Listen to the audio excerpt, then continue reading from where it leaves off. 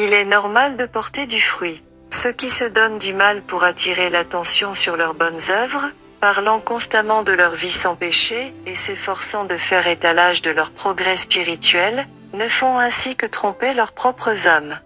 Un homme en santé, capable de vaquer à ses occupations courantes et qui se rend à son travail jour après jour, l'esprit heureux et jouissant d'une bonne circulation sanguine, ne cherche pas à attirer l'attention de tous ceux qu'il rencontre sur son bien-être corporel.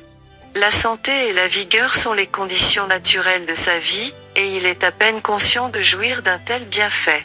Il en est ainsi de l'homme véritablement juste. Il est inconscient de sa bonté et de sa piété.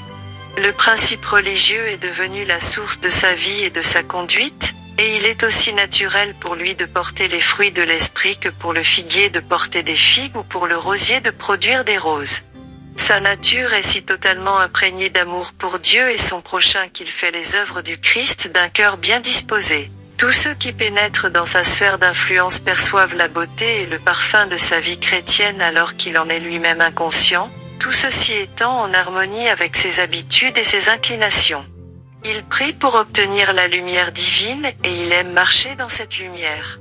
Faire la volonté de son Père céleste constitue son pain et son eau. Sa vie est cachée avec le Christ en Dieu. Cependant, il ne s'en vante pas, et ne semble même pas en être conscient.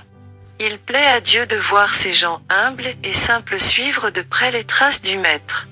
Les anges sont attirés vers eux, et ils aiment s'attarder sur leur sentier.